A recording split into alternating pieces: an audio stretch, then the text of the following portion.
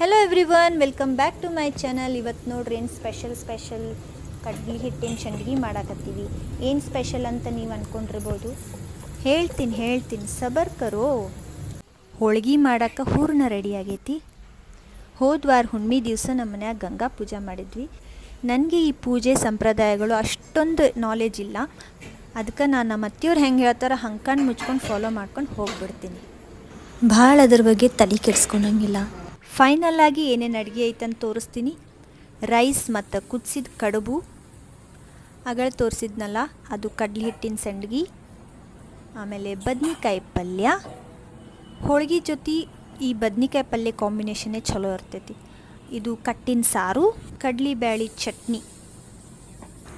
ಇವತ್ತಿನ ದಿವಸ 5 ಮಂದಿ ಮುತ್ತೈದರಿಗೆ ಮಾಡಬೇಕಂತ. ಹಾಗಾಗಿ ನಾವು ಇಲ್ಲಿ ಬೆಂಗಳೂರಿನಾಗ ನಮಗೆ ಜಾಸ್ತಿ ಸಿಗಂಗಿಲ್ಲ ಮಂದಿ, ಯಾಕಂದ್ರೆ ಕೆಲ್ಸಕ್ಕೆ ಹೋಗಿರ್ತಾರೆ. ಹಾಗಾಗಿ ನಾವು ಇಬ್ಬರನ್ನೇ ಕರೆಸಿದ್ವಿ. ನಮ್ಮ ಚಿಗವ ಮತ್ತು ನಮ್ಮ ಚಿಗವನ ಸೊಸಿ ಇಬ್ಬರು ಬಂದಿದ್ದರು. ಅವರಿಬ್ಬರಿಗೆ ನಾವು ಇವತ್ತು ಮುತ್ತೈದನ ಮಾಡಿದ್ವಿ. ಫೈನಲಿ ನಾನು ಒಂದು ಸಿಂಪಲ್ ಆಗಿರುವಂಥ ಸಾರಿ ಉಟ್ಕೊಂಡು ರೆಡಿಯಾಗೀನಿ. ಬಳಿ ನನ್ನ ಕೈಗೆ ಹೆಂಗೆ ಕಾಣಿಸ್ತಾವು ಕಮೆಂಟ್ ಮಾಡಿರಿ. ಜಲ್ದಿ ಕೆಳಗೆ ಹೋಗ್ತೀನಿ. ಮೋಸ್ಟ್ಲಿ ಅವ್ರು ಬರೋ ಟೈಮ್ ಆಗೈತಿ. ಅಷ್ಟರೊಳಗೆಲ್ಲ ರೆಡಿ ಮಾಡಿ ಇಟ್ಕೊಂಡ್ಬಿಡ್ತೀನಿ ಪೂಜೆದು. ಇದಾಗಿತ್ತು ಇವತ್ತಿನ ನನ್ನ ಪುಟ್ಟ ವ್ಲಾಗ್. ಇಷ್ಟ ಆಗಿದ್ದರೆ ಲೈಕ್ ಮಾಡಿ, ಚಾನಲ್ನ ಸಬ್ಸ್ಕ್ರೈಬ್ ಮಾಡಿ. ಮತ್ತೆ ಸಿಗ್ತೀನಿ ಮುಂದಿನ ವ್ಲಾಗಲ್ಲಿ. ಬಾಯ್.